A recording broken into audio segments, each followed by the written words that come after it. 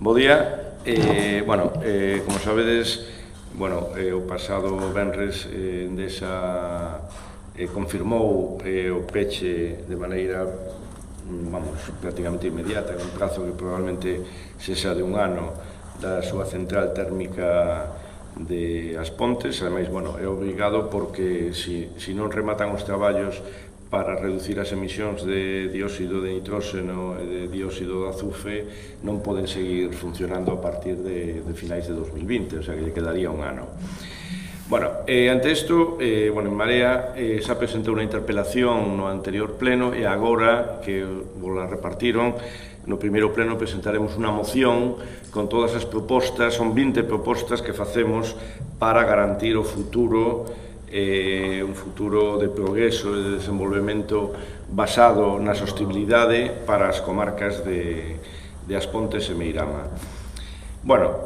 Fai xa 3 anos que en Marea ven deixando claro que o peche, en este caso de As Pontes, era absolutamente ineludible por motivos ambientais e de sostibilidade. Non se pode estar contra o cambio climático por unha banda e defender a continuidade dunha central de carbón como esta por outro. Como sabedes, unha das 20 máis contaminantes de Europa, que emite máis do 30% dos gases de efecto invernadeiro que se emiten en Galicia entre todas as actividades.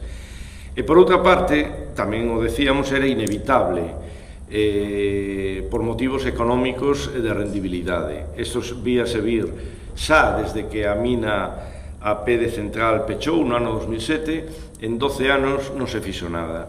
Realmente o problema ven dai, porque isto non é un caso único en Europa, hai moitas rexións nos que sucedeu exactamente o mesmo, e hai exemplos de como agora o PIB desas zonas é moi superior ao que tiñan cando as térmicas funcionaban. Vou mencionar tamén, porque eu verdadeiramente lendo as noticias que saen en todos os medios, como se poden soltar fake news facilísimas de comprobar que son fake news, pero que están aí. Outro día o secretario xeral do Partido Popular dixo que As Pontes se pecha pola eliminación do céntimo verde ás centrais de gas. Isto é técnicamente e aritméticamente absurdo, é unha mentira con todas as da lei. O céntimo verde, porque o céntimo verde vai en función do poder calorífico do carbón que se quema, non é unha cantidade fixa, depende do poder calorífico do carbón que se quema nas caldeiras. Para o caso actual de carbón que traen de Indonesia, de Sudáfrica ou de outros lugares moi lonxanos, é un verdadeiro absurdo traer carbón de Indonesia con os custos ambientais e de transporte que supone para quemarlo en As Pontes. Eso non se pode, non sei a quen se ocurriu eso. O céntimo verde supón entre 2 e 4 euros por megavatio hora. Esa é a realidade, é variable en función da capacidade calorífica, porque vai por tonelada de carbón, non vai por megavatio hora. Entre 2 e 4 euros por megavatio, de eso non depende a viabilidade dunha central, tendo en conta que o megavatio hora se comercializa entre 50 e 60. Sería do orden de entre o 4 e o 7-8% do custo total. Onde está a diferencia entre unha central de gas e unha central térmica de carbón? Na emisión de CO2.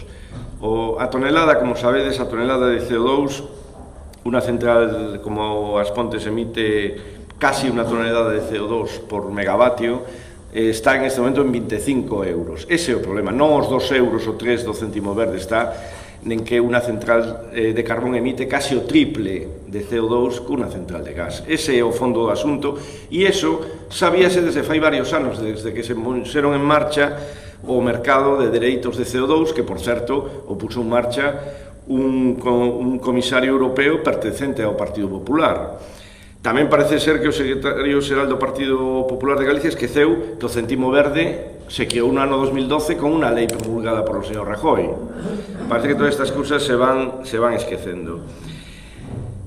Depois di que é culpa da política enerxética do goberno do Estado. Lamentablemente, a política enerxética do Goberno do Estado actualmente é a mesma que xa regulou o señor Rajoy na lei do mercado eléctrico do 2013, non cambiou prácticamente nada, con lo cual todo isto son fake news, non se pode estar mentindo á cidadanía. O problema é outro e as solucións son outras.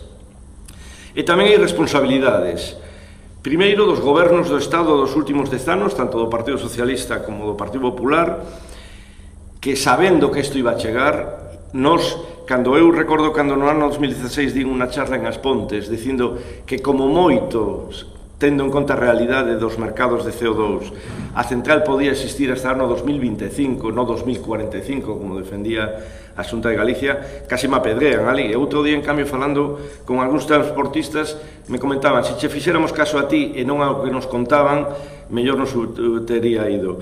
Non se fixo nada en estes 10 anos. Hai rexións en Francia que pecharon no ano 2009 as súas térmicas de carbón e en este momento teñen desenvolvidos moitas das iniciativas que nos presentamos. Moitas das iniciativas realmente non son orixinais, son copiadas sobre todo das desenvoltas nas rexións do nordeste de Francia, limítrofe con Alsacia, en donde todas foron un éxito espectacular e é un exemplo agora para a transición sostible en toda Europa.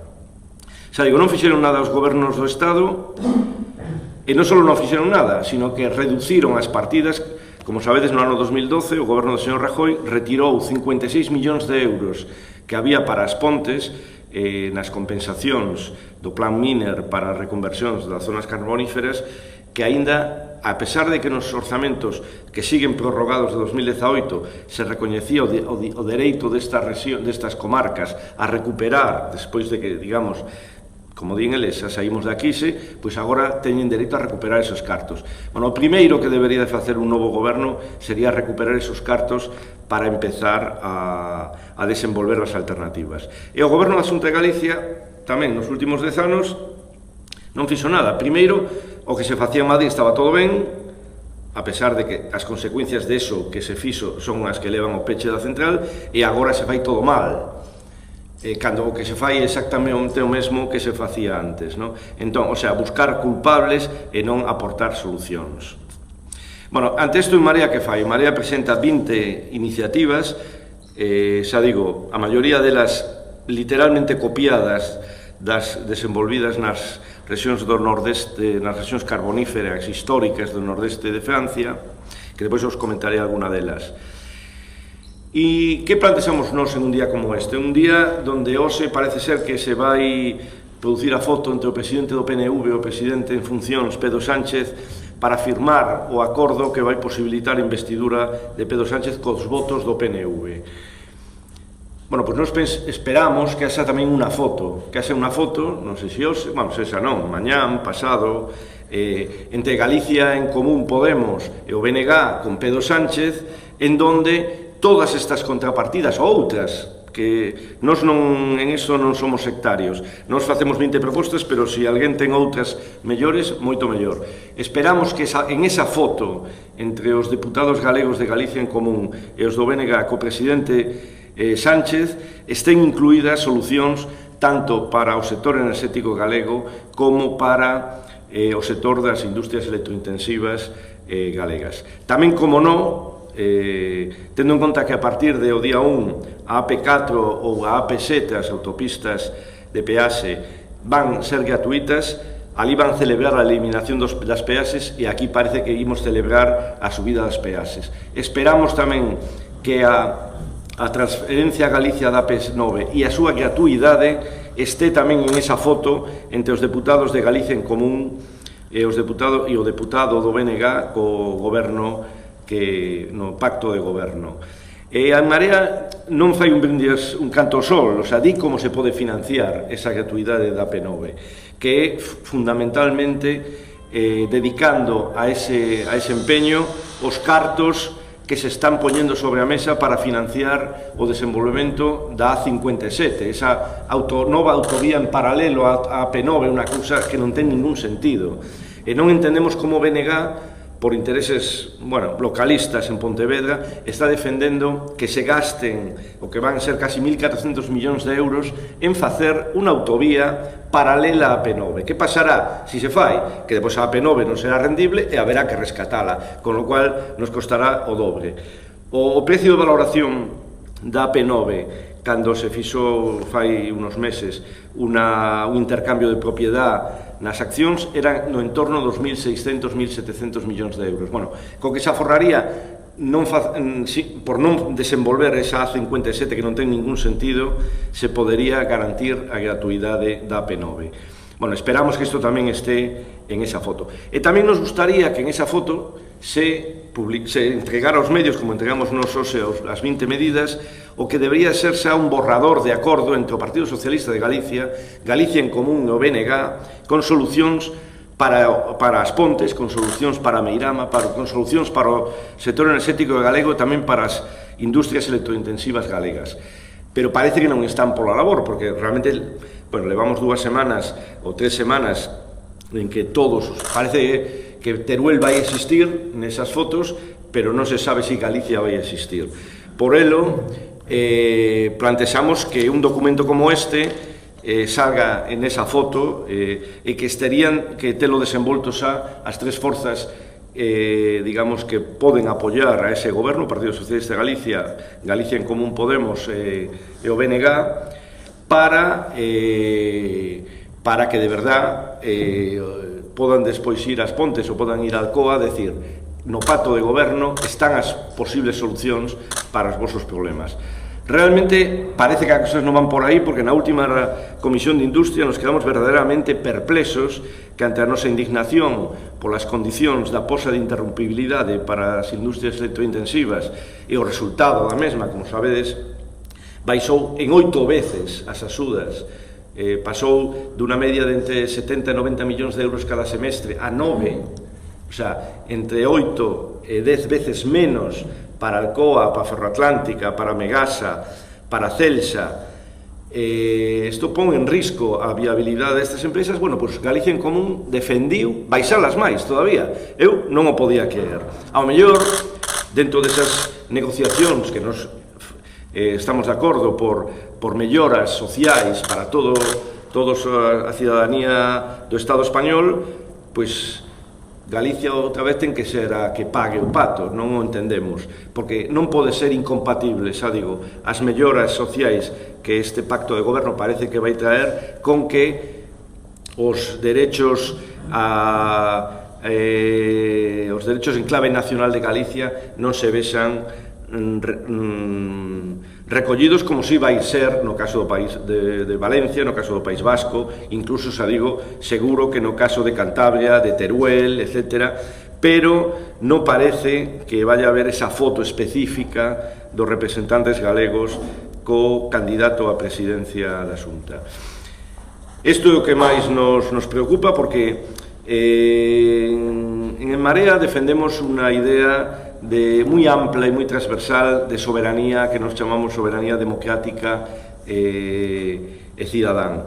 Unha soberanía que incida en que os cartos do Estado que veñan a Galicia se deben decidir en Galicia. E por eso decir, non, mire, os cartos que vostedes queren traer para a 57 mellor, dediquémoslo a que a P9 sexa gratuita. Ou como no seu día poderíamos ter falado de que a mellor en Galicia era máis rendible unos poucos menos quilómetros de AVE e máis de proximidade, non?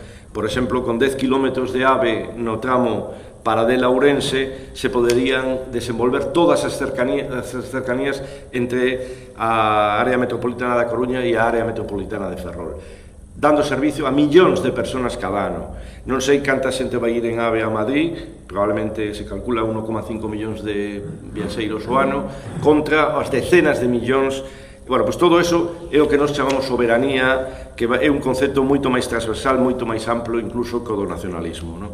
Bueno, xa en concreto, no que nos imos a propostas moi concretas. Por exemplo, que a máis se poderían poñer en marcha moitas delas de maneira inmediata para os transportistas. Para os transportistas o que hai que facer é darlles posibilidades, avais, posibilidades de financiamento a longo prazo para poder diversificar o seu traballo. Non pode ser que esta xente este sen traballar e, por outra parte, o presidente da Federación de Transporte de Galicia diga que faltan 1.500 camioneiros en Galicia. Pero, claro, en outras actividades. Plantexamos tamén que se poña en marcha de maneira xa, por fin, inmediata, a recuperación ambiental das rías do Burgo e de Pontevedra.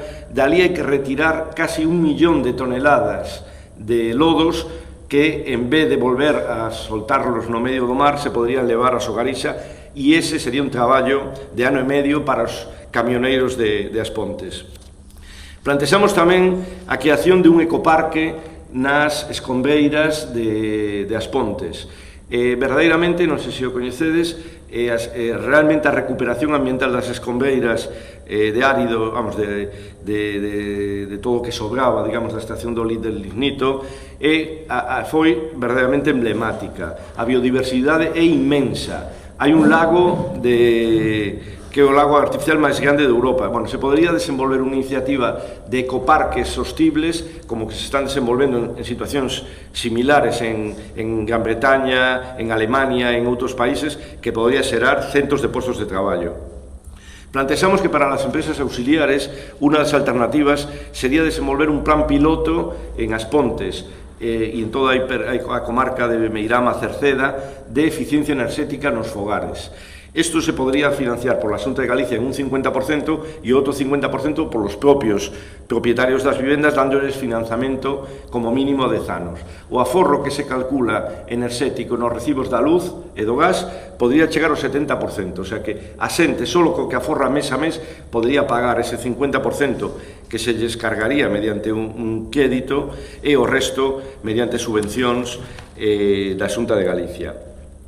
Plantexamos tamén a creación de centros de desenvolvemento sostible en As Pontes. Un plan piloto de comunidades enerxéticas locais.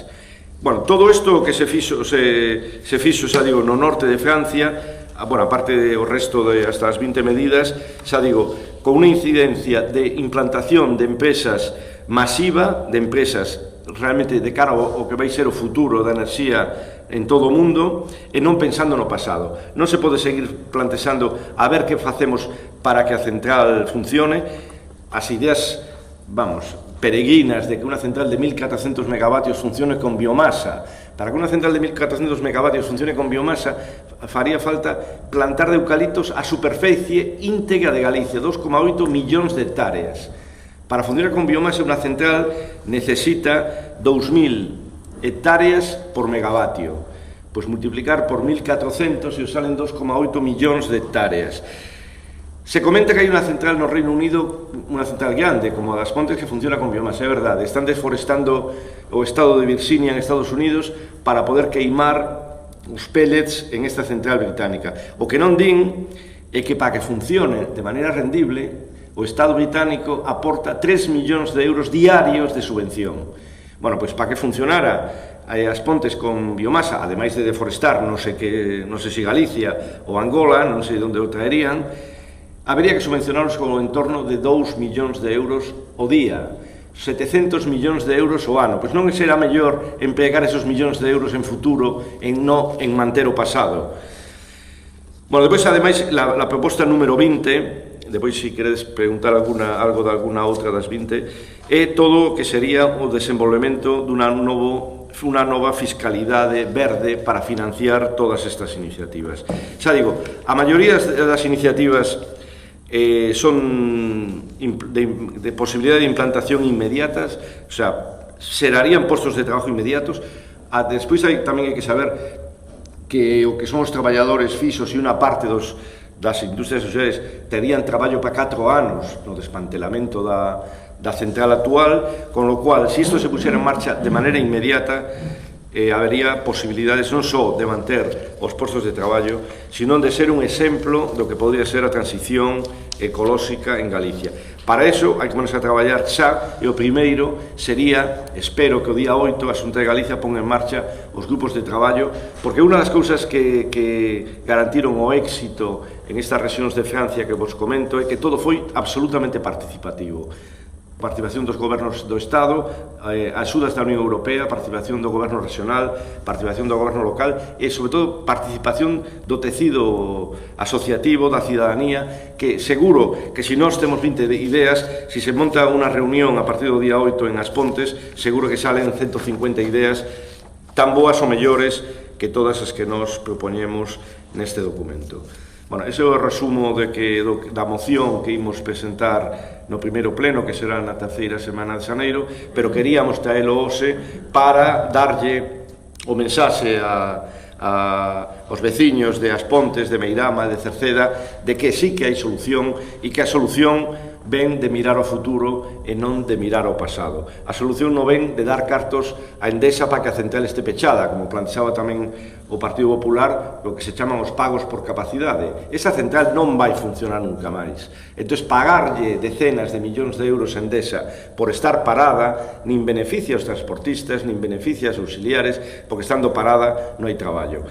Tampouco se pode decir que podería seguir funcionando un ano, porque neste momento no parque de carbóns de Endesa hai 880.000 toneladas de carbón que dá de sobra para o traballo que pode ter por diante a central nos poucas miles de horas de funcionamento que lle pode quedar en un ano máis ou menos de vida que pode ter con posibilidade de seguir estando no sistema nos momentos en que os precios do megavatio hora lle compensen. Porque a que pecha a central é Endesa.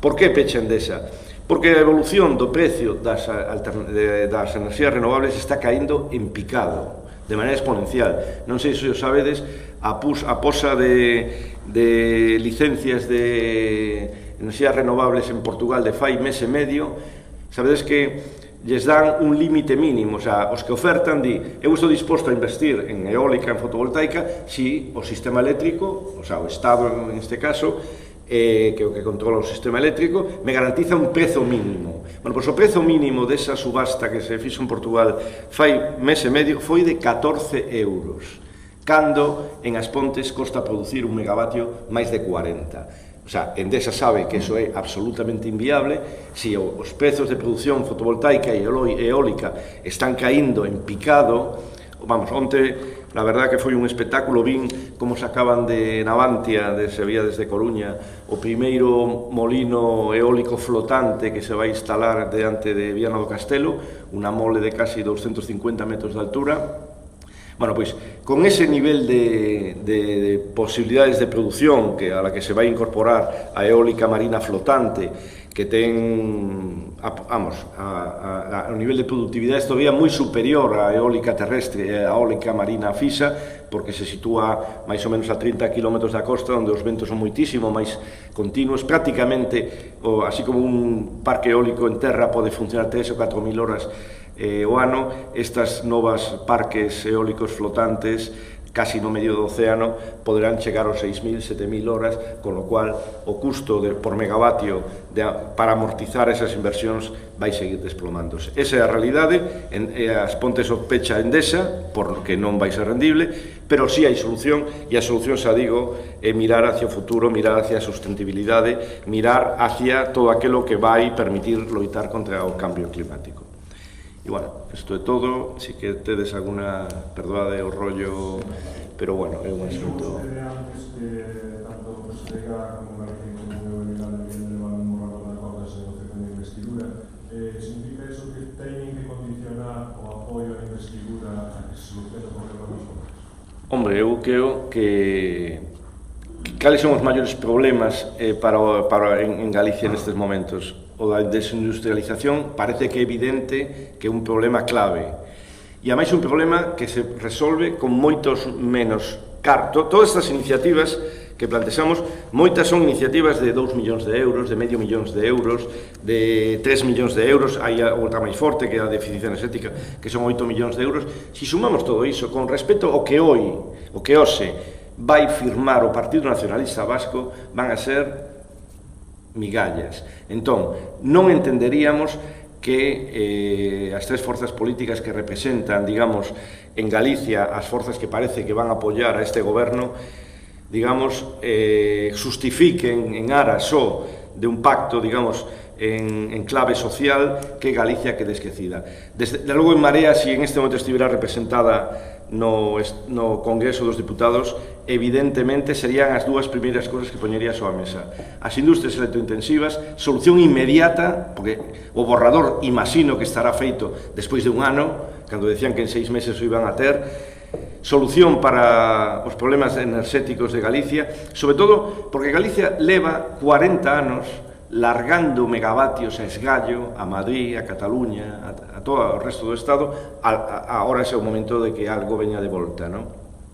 E despois o tema da gratuidade da P9. É realmente insultante que a P7, porque polo pacto con Compromís e as forzas catalanas, a P4 vayan a ser gratuitas a partir do día 1 e a P9 sexa a autovía máis cara de Europa, creo que coa última suba. Entón, nós, evidentemente, o poñeríamos como unha condición inexcusable e, ademais, non é unha condición de máximos, xa digo. Son cousas que son totalmente asumibles e que eu creo que se hubiera presión real, o goberno que se quere constituir as aceptaría.